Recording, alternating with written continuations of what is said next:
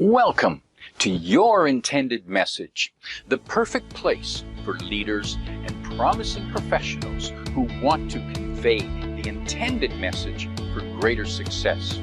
Every week, we interview experts who can help you communicate more effectively, whether that's one-to-one, one-to-few, or one-to-many.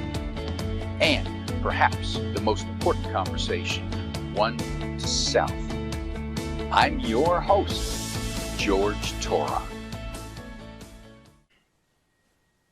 Welcome to Your Intended Message. My guest today is Jason Hewlett. Here's 3 facts I believe you should know about Jason. He was one of the youngest inductees into the National Speakers Association Speaker Hall of Fame at age 37, one of the youngest. 2, Jason posted on Facebook about seeing his wife at the store. And that particular post went viral, and it's been viewed more than 150 million views. That's 150 million views. And, and I'm happy if I get 10 views of my post. So Jason certainly touched a nerve there. And the third fact you should know is he, at the beginning of his career, when he aspired to be a Las Vegas entertainer, he turned down a job offer, an offer with all the money and coaching provided. He was offered to headline his own show on Las Vegas, on the Las Vegas Strip in the casino, and he turned it down. Gee, we're going to have to find out why. And Jason, welcome to Your Intended Message. Thank you, George. What a great introduction. Jason, delighted to be talking to you. You're all the way from Salt Lake City, Utah. It's great to reach out across the country, across the world.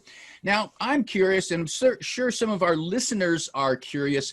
You had your dream of becoming a Las Vegas star. You were an entertainer, a dancer, a singer, and you had the offer that you wanted, and you turned it down. Why was that?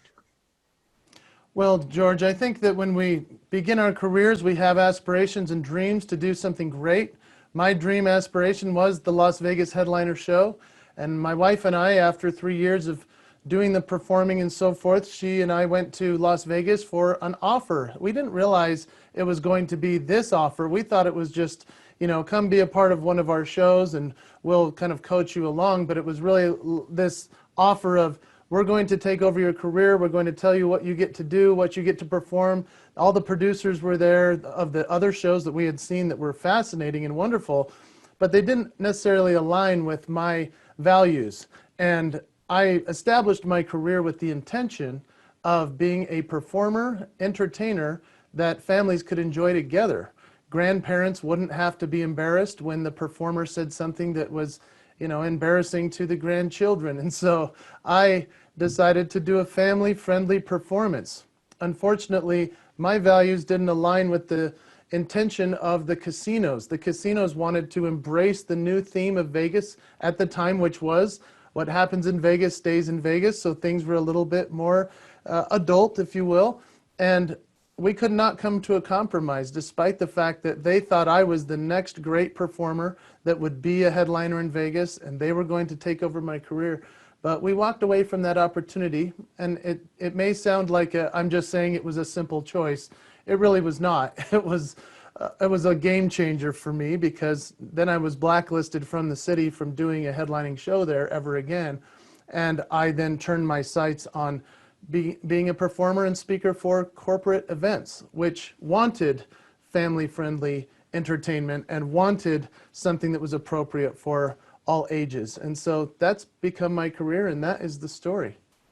Now, I find that fascinating, because what you thought was your dream and what you worked for, when it was handed to you, it wasn't quite what you thought it would be, and now you had to make this, which I'm guessing was a difficult decision, because here's the chance to be the star, big money, big fame. All you got to do is maybe tell some dirty jokes or something like that. Who knows what kind of things, but it didn't mesh with your values, and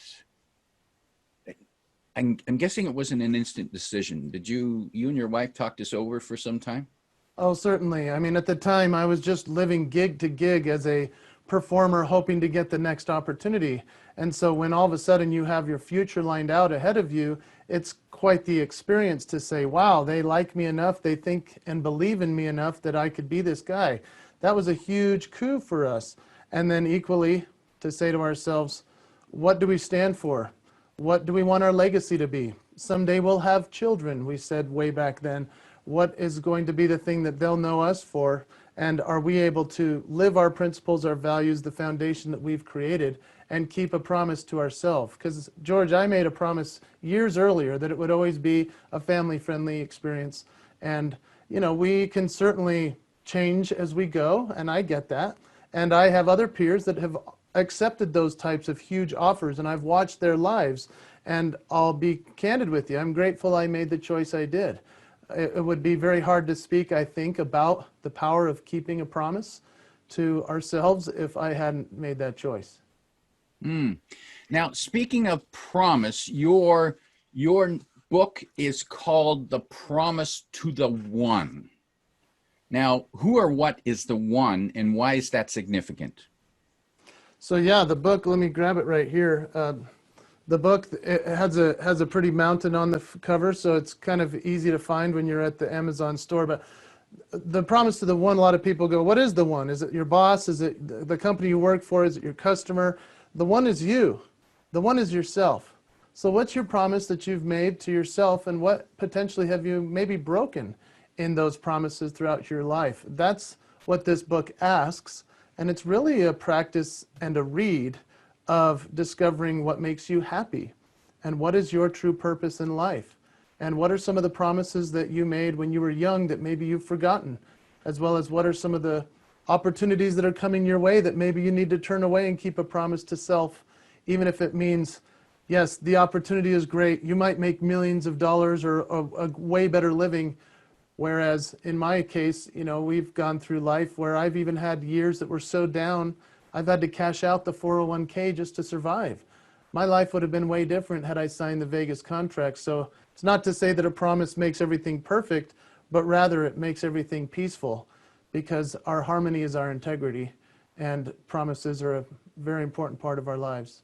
Now, Jason, is the implication, it says the promise, is the implication here that there is one promise to yourself that is more relevant than all the other promises? Because we promise ourselves all kinds of things. You know, I'm going to lose weight.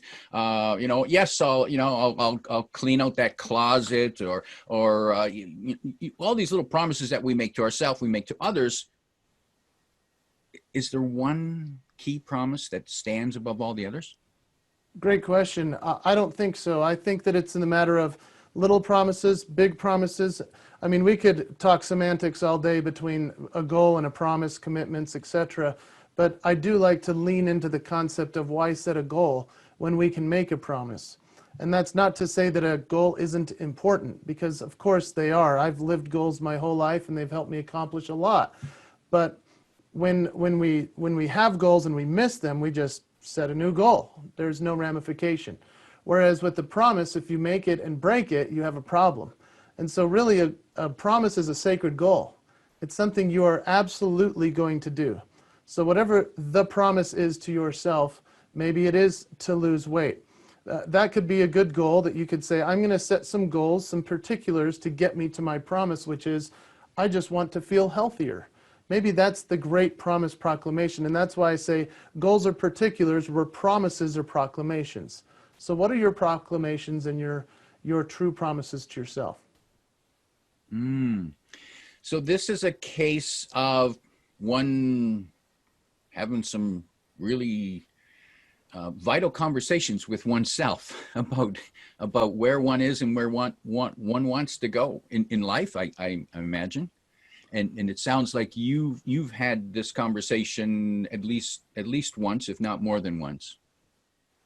Yeah, it's certainly a conversation with self. In the very beginning of the book, I teach the power of journaling and why writing in a journal is so essential to our self-assessment, including keeping those promises, because Nietzsche said that the problem with setting or making a promise is that you forget what you promised yourself. And so how are we remembering that? Maybe it's through journaling. Maybe it's through the exercises in the book that take you through this process of asking yourself, am I really living a life of integrity? Am I finding what my true character is? Do I know what level of kindness I'm willing to share with the world, or service? The chapters are just very simple chapters: self-acceptance, habits, calling, those types of things. And then it's just expounds on that with autobiographical stories of mine, plus then exercises that you can go through and really expand your mind and your horizons and fill your soul with the peace that you want to keep your promises. You mentioned journaling. And by journaling, do you mean every day one should write something down, or roughly? You could. If you look behind me here, I have those are all journals back there. I do have journals for just writing down what happened the last day or the last week. I have journals of creativity only. I have journals of a spiritual nature where I might read a spiritual book and then write what I learned there, or hear a spiritual talk. I mean, there's all kinds of journals that you could do. I do like the concept of trying to journal on a daily basis, but that's very difficult. And so even if you just did once a week, say on a Sunday, when we're all kind of sitting there ready for the new week to begin, maybe just jot down what happened the last week as a history, and then start to really write the affirmations and your intentions for the coming week. You can create your entire life through what you write down. And as we know, if we don't write down a goal, it becomes just a dream that's forgotten. And so that's where the intentionality of writing in the journal is a game changer. Now, when you approach your journal, or when you in the early days when you started journaling, did you at times have apprehension of, oh, I don't know if I should write this down because it's not good news? Oh yeah, for sure. And that's what's fun about a journal. I know when I was a kid, I didn't share as much because I didn't know if family was going to come read it. But I know now that my wife knows it's a sacred place. My kids know as well. But equally, I also have a space reserved for writing down all of the bad stuff that's happened, where I'm frustrated and it's negative, and you sometimes just have to get it out. It's very much like food poisoning, and we have to get it out to be able to move on. And what I'll do is I'll write, rip the page out, rip it up, it's over, throw it away. Now what am I creating from here? That's been a good practice, and that's something I haven't shared before, George. Now that's interesting. You rip it up because what you wrote down, you wrote in anger, or? It serves no more purpose once it's out, unless there's really a huge lesson that needs to be taught within it that someday I'll read again, or somebody that will read it will find. I'm just writing and writing and writing, and then I say, is this something that will serve anyone in the future? And I know for myself, when I look back at it and I go, this is just plain ugliness. This is get the poison out, let's get rid of it, throw it away, move forward. So you'll open a journal of mine and you'll see missing pages and be like, whoa, wonder what happened that day. Do you read your journal? Do you? Oh yeah. Yeah, I'll go back even when I'm opening it up, like this morning, opened it up, looked back over a couple pages, even looked back a year ago, or went to another journal, check that out, see where you're at. And that really helps you to see what kind of promises you're making or breaking. For example, in your finances, or in your health, or in the way that you're thinking, the way that you wake up, what's your morning routine.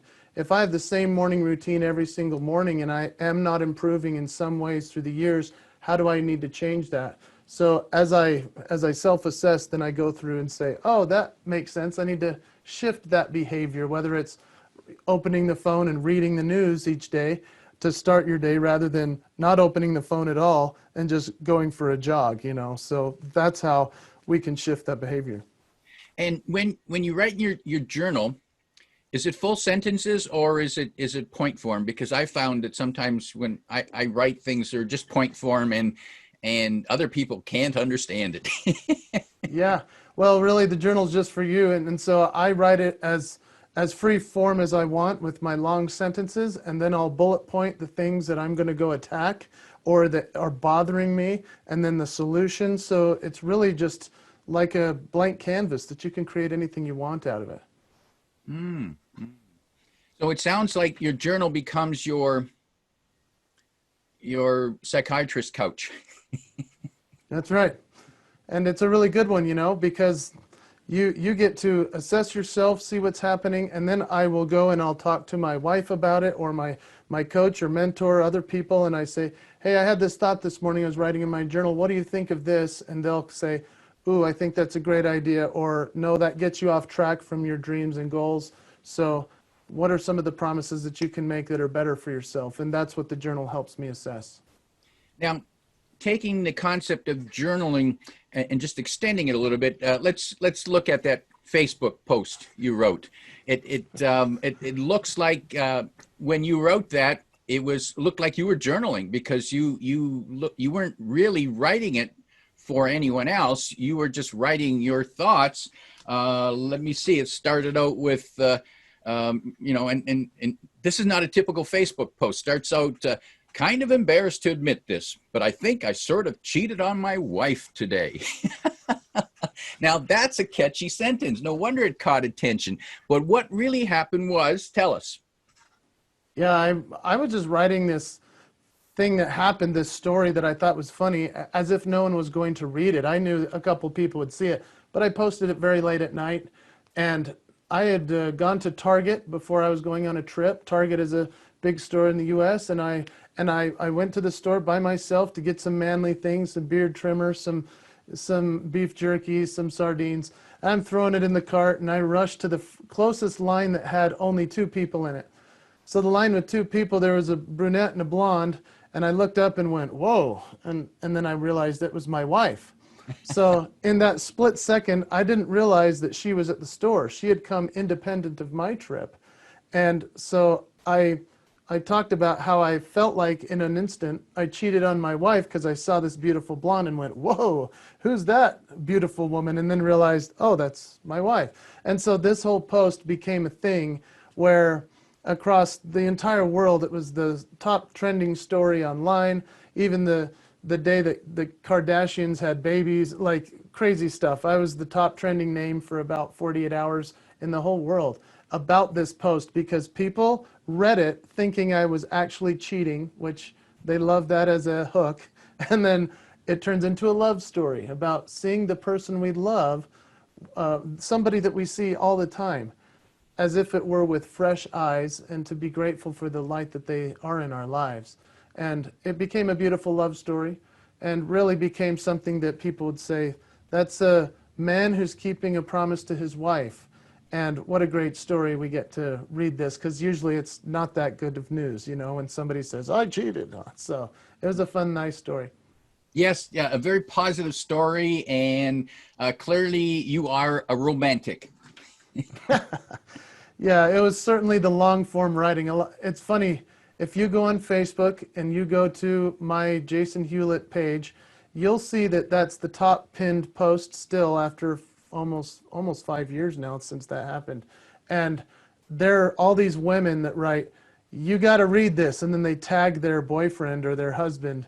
And every guy either writes, this is too long to read, or this is disgusting, I hate it. And so it's very funny. Jason, let's talk about what happened to you after you turned down that Las Vegas headline show. You went in a different direction with your talent, your talents, your skills. You're an entertainer. You're a dancer. You do weird things with your face. Oh yeah. You know, Jim Carrey would be jealous of the rubber things you do with your lips. I watched you do that, and I thought that is weird. That is strange. And you referred to it as a gift, your gift, and you share that with the world. But what's the message that you've been taking to the corporate world with all these goofy moves? Well, for the listeners only, they're going to want to watch the video of this, because yes, as a kid, I found out I could do funny things with my face. and that my face was able to manipulate and move around, and my nose and my lips and everything. And that has been a great teaching tool because it's such a weird thing that I can do. It's so out of the ordinary. It kind of makes no sense why someone would practice that or share it outside of being 10 years old. And so as a kid finding out I could do these things, I realized this became a teaching tool. To be able to say to a corporate executive, and those that I coach especially, when I say to them, are you sharing your gifts from your childhood, that which makes you who you really are?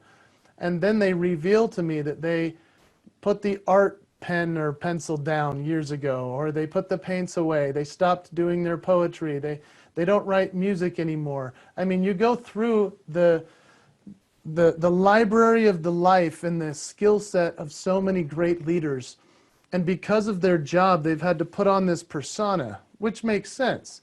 And they feel that they're keeping their promise to their corporation or to their team and their people that they lead, where in reality, there's so much more tucked away back in those shelves and those drawers that they could share that would make them have perhaps a bit more humanity or vulnerability, authenticity.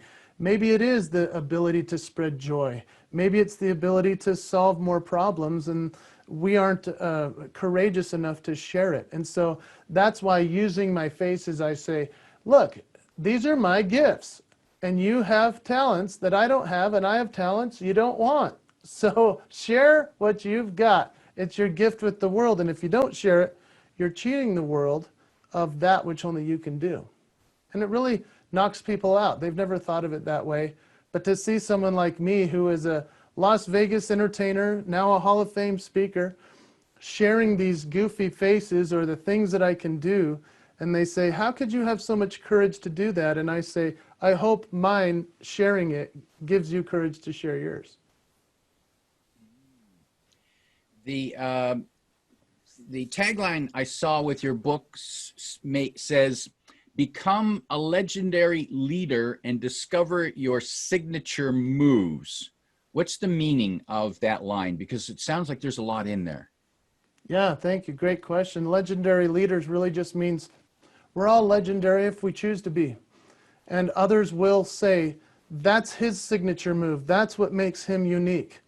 It's the moonwalk of the dancer. It's the ability to have, if you're a company like Apple, for example, their signature move is simplicity in technology. I mean, everybody knows what the signature moves are of others or companies we love. What's our personal branded signature moves that makes us unique? And it's how we become a legendary leader. People love us for it when we share it. Now, Jason, can you give us an example of one or two of people who have listened to you talk about helping them discover and sharing their signature moves? Can you give us an example of signature moves people have used that's made their life, their career better? Oh, certainly. That's a great question. I've had people email me and say, my goodness, after I heard you speak, I got up from the table, I went over to my boss and the executives, and I told them that I was addicted to drugs, and I have been for 25 years, and I am putting myself in rehab. Would they please support me in that?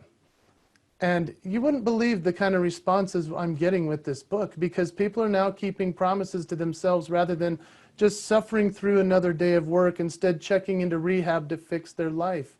And to get the email response after something like that, 6 months later, and saying, I'm clean, I'm good, I'm back at the company, I've never been more respected, they put me in a leadership position, that kind of thing is where it really works. And I go, oh, I'm so grateful that the message touched them in that way, because it's not going to touch everyone that way. There's also been speakers that I've spoken with. For example, one lady, I was talking to her about her great storytelling ability. And I said, are there any hidden talents that you haven't used with all of your great stories? And she said, well, I have to admit, I grew up a classical pianist. And once I got married and then I had kids, I just stopped playing. I haven't played a piano in 15, 20 years. My husband doesn't know I play. My kids don't know I play. And I said, "You're a classical pianist and your kids don't know?" No. And so she went and made a promise to share it with her family. And you can imagine that moment. I mean, imagine your mom sitting down and all of a sudden playing some beautiful piano piece. You're like, "What the heck? When did you learn this?" Now she goes to every speech and shares that gift, not just as a beautiful storyteller, but then she requests the piano and plays, and the crowd goes crazy.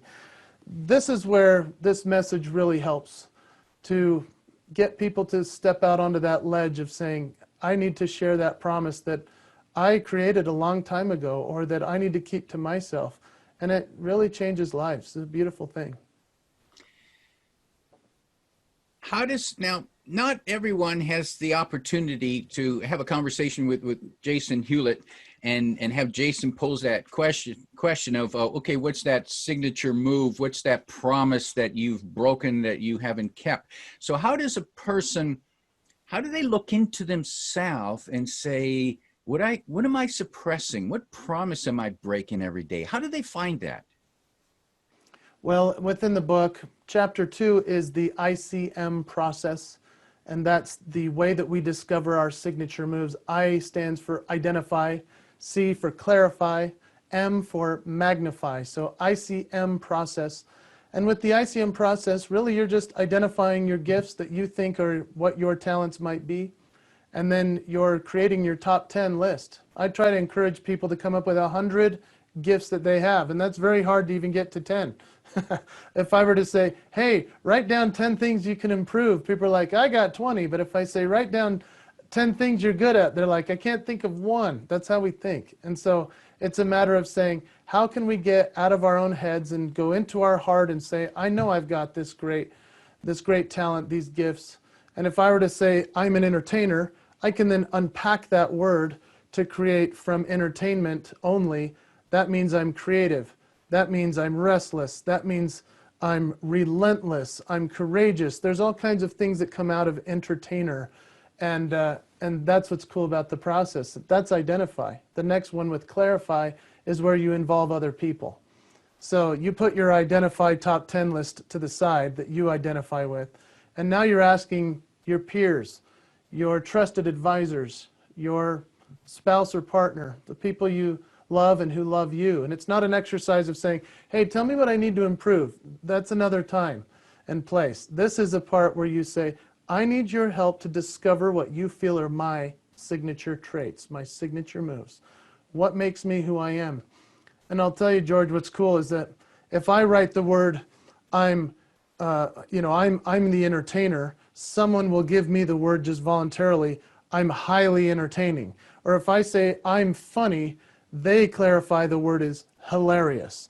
And so there's something really powerful about getting those words that are even better words. Where I wrote down I'm a hard worker, they wrote down I'm resilient. I mean, I like those words better.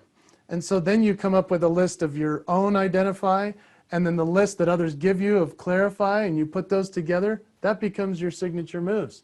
Those are now the words that you can hang your hat on, and now we magnify the promise. So identify, clarify, magnify. Magnify, share it, leverage it, use it, own it. Own what makes you unique in the eyes of others, and you will amplify your ability to sell, your ability to write, to create, to live. Just leads to a happier life. Now, it's interesting, Jason, while you're talking and you're describing that process and you talked about the signature moves, and I can't help but thinking, I'm thinking about myself naturally, like everybody in the audience at any one time. Well, what does this mean to me? I don't care about you. And I'm thinking about Georgie Porgy here, and I'm thinking, well, one of my signature moves is conducting interviews.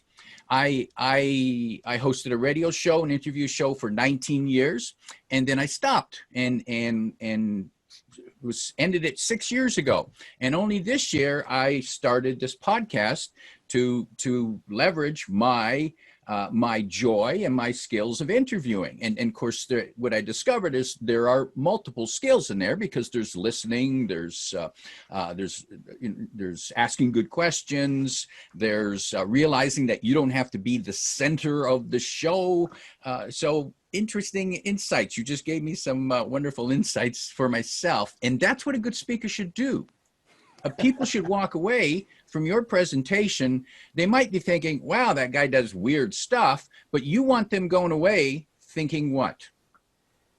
Exactly what you just said. I want them to think, how do I apply this into my life? How have I been using it, or what am I scared of? What's the problem? Or even if I have a 20-year career in interviews and broadcasts, why am I not doing it every day? Because I absolutely love it. I mean, George, you are great at this. And if you absolutely hated it, then I would understand why you don't do it. But if you really love it and you're really great at it, then do it as much as you can, because it blesses the world when you share your gifts. Wow, it blesses the world when you share your gifts. That's a positive message, and I think that's an apt place for us to wrap up. Jason, one last question before we do close. I'll remind people to find more information about Jason. You go to the website, jasonhewlett.com. Hewlett is HEWLETT.com, and you can find out more information about Jason there. And be sure to check out his book, The Promise to the One, on Amazon. Jason, the last question to you, and there's the cover for those watching the video. The question to you, Jason, is, if you had only one message to deliver to the world, what would that be? Oh, it is the message of promise, and keeping our promise that we were sent here to this earth, I believe, to discover in ourselves that we have so many gifts, that we are meant to do something great. It's our calling, it's our purpose. And when we discover it and when we share it, we make the world a greater place. And I like to close my keynotes with, and I think to myself, what a wonderful world, because we all make it a wonderful world when we share our voice. That's our promise. If you like what you heard, remember to like, comment, and share this podcast. Come back every week for more practical insights to help you convey your intended message. I'm your host, George Torok.